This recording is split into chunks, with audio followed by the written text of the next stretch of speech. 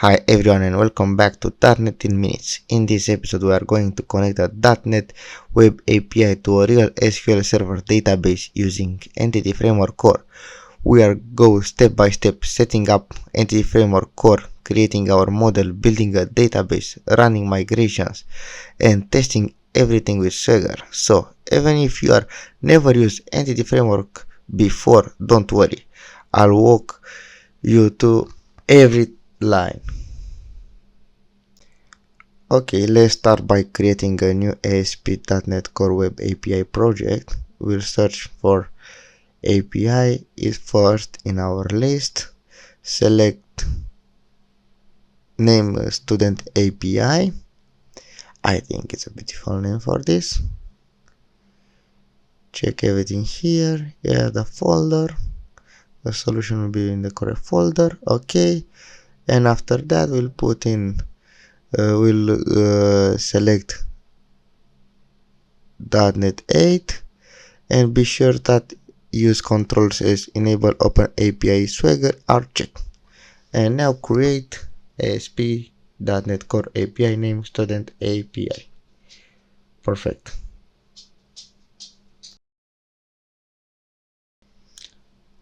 Okay, now we have to create the model by create a model folder and add new class, new item, select class and name student.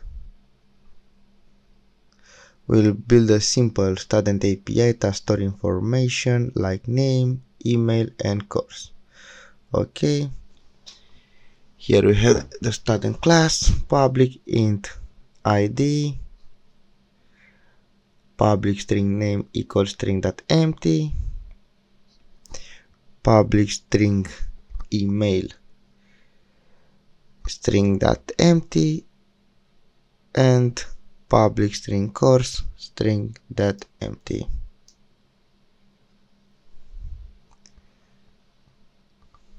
Okay, this is the model and we will work with it. Let's go to the next step. Okay, now we have to add Entity Framework Core package. We'll install Entity Framework Core and the SQL Server provider. We have to write .NET in the package manager console, .NET add package Microsoft.Entity Framework Core and press enter. Okay, it's a problem. I wrote something wrong. Okay, it's .NET. No, it's .NET add package Microsoft Entity Framework Core. Okay, everything is alright, it worked. Okay, perfect. Now we have to add SQL Server. We will press arrow up and write .SQL Server, press enter again and again arrow up and .tools, press enter again. These packages let .NET communicate with SQL Server and run database migrations.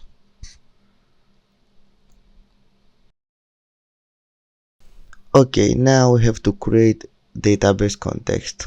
Create our data folder, add new item. We have to create a new class, name app db context and press enter. Now I have this public class that inherit from db context. db context here. Okay, we have to make a constructor. If you write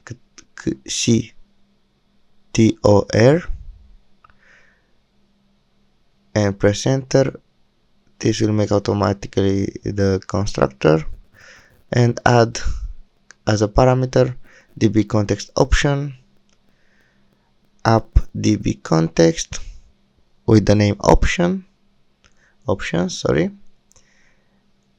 and base options.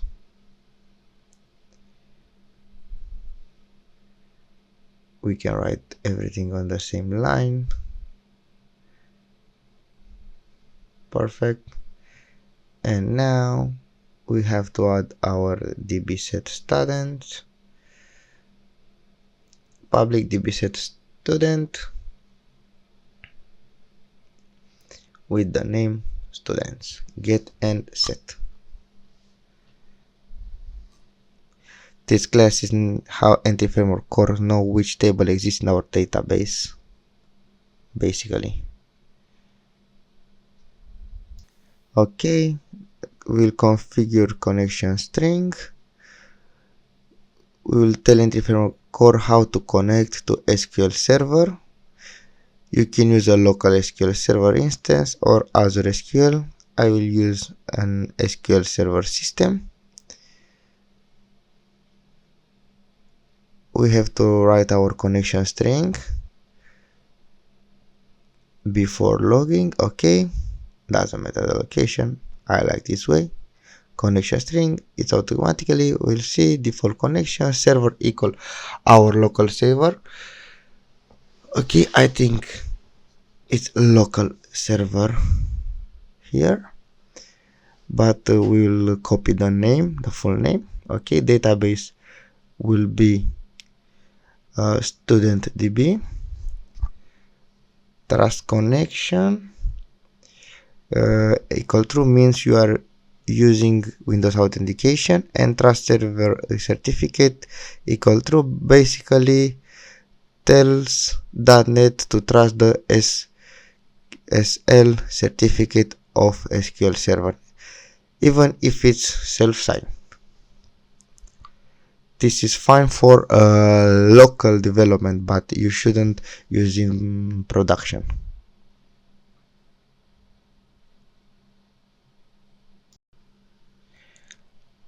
Okay.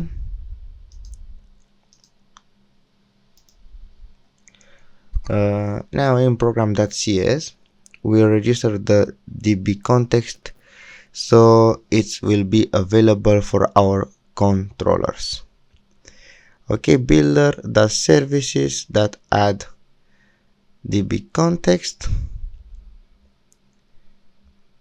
We write our db context. I think it's app db context. Okay, and we have to map options, option that use SQL Server, builder that configuration, get connection string, default connection. Practically we tell our database where is our connection string. Okay, we have to add using the Entity Framework Core and using student API data. Perfect. Okay, we have to create migration and database. First of all, we have to copy this. This is the our local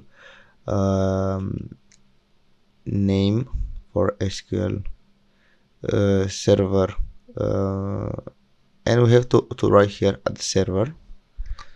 Okay, because if we write other thing will crash the app. Okay, and to make our migration we have to write .NET a Entity Framework migrations add initial create. Let's see if it works. Press enter, build started, and build succeeded. Okay, now we have to update our database. .NET Entity Framework database update. It have to work. Build started, build succeeded, and it's done. Okay, let's go to SQL, connect, and in databases we have student DB, and in tables we will have students. Select top 100 rows, and here is our model: ID, name, email, courses. Perfect, guys. Now we'll expose endpoints for CRUD operations. We have to create a controller, MVC controller empty, select change the name, okay, students controller. Okay, here is our controller. We have to delete this, we don't need. Inherit from controller base. Okay, it's here, and we have to add a constructor, sitter. First of all, we have to add API controller and root. API controller, root is for to know our backend where is this controller, not our backend, our Swagger, to know where is this controller. Okay, add context and control dot to add private read-only app database controller context. Okay, perfect. We have the connection with database. Now we have to create our get method, public async task action result I enumerable student. Okay, with the name get all. Perfect. And let's see, it's very intuitive. If we press tab or we'll receive this var students equal await context dot students dot to list async, and return okay students to return all of our students. Okay, now http get id, our get by id method, public async task action result student. It's already here, but for the start I would like to write by myself. Okay, get by id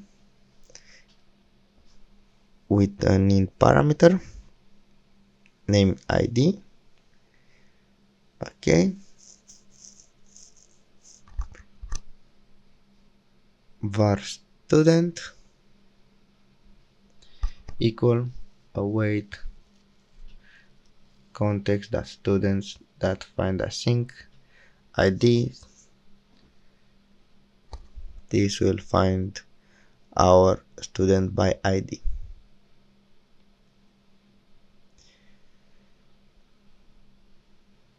Okay, return okay student. Now we have to make a null check. Student is null not found, and if is not null, okay student.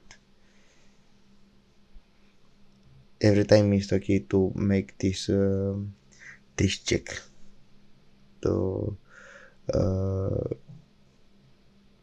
not giving an error. Okay, create it was created perfectly by IntelliSense.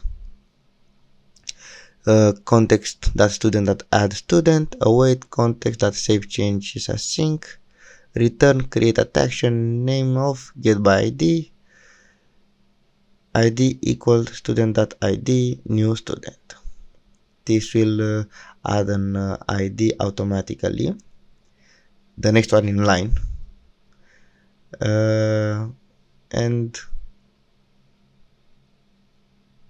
other parameters will add out manually. You will see in Swagger when I will test this. Okay, http put by id public async task action result update int id and student updated student. I don't like this code wrote by IntelliSense, so I will delete the first part. Await context to save changes. I think it's okay, and return no content. Okay, if id different by updated student.id, return bad request. Okay, context dot entry updated student dot state equal entity state dot modified. This is to take all name, email, and course and change with what we will modify. Okay, http delete id public async delete int id as a parameter, student equal await context dot student dot find async to find the student that we want to delete. If it's not null, we context that student that remove student and await context save change async. Okay, let's test. Run our API and test in Swagger. Swagger should open automatically, and here you can test all your endpoints visually. We'll try by get all. We'll receive 0 because we don't have any student. And now we can add a student. I don't know, Alex. I think it's an okay name. Email alex around gmail.com, I think. And course English, math, no, English. The next one will be math. Okay, execute is created. Okay, perfect. Now let's create another one. John, you have to add an email for John around gmail.com, and I think math. John likes math. Okay, execute John with ID of 2. Okay, perfect. Student, get all, everything is here. Both students are here. Okay, get by ID, search by ID 1. We have to receive Alex. Alex is here. Perfect. Cancel the put method. Let's modify Alex. Add here Alex updated. Email Alex updated around yahoo.com, not Gmail.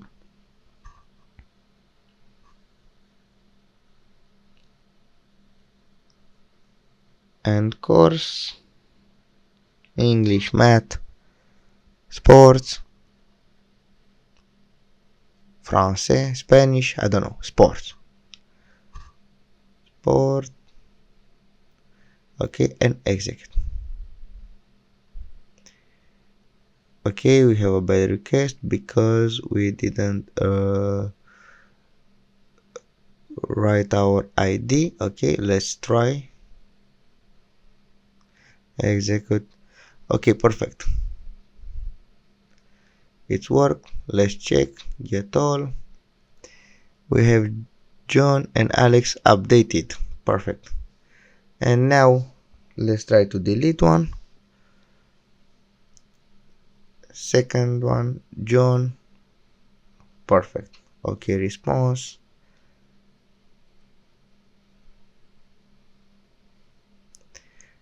Let's test in our database. We have just Alex here. That's perfect. This is what we wanted. Perfect, guys. Okay, with this video, that's it. we have just connected our .NET API to SQL Server using Entity Framework Core, created our model, run migrations, and build full CRUD endpoints. In the next episode, we'll dive deeper into Entity Framework Core, features like relationships, seed data, and repository pattern. I hope you find this helpful. Hit like, subscribe, and I will see you in the next video. Bye bye guys.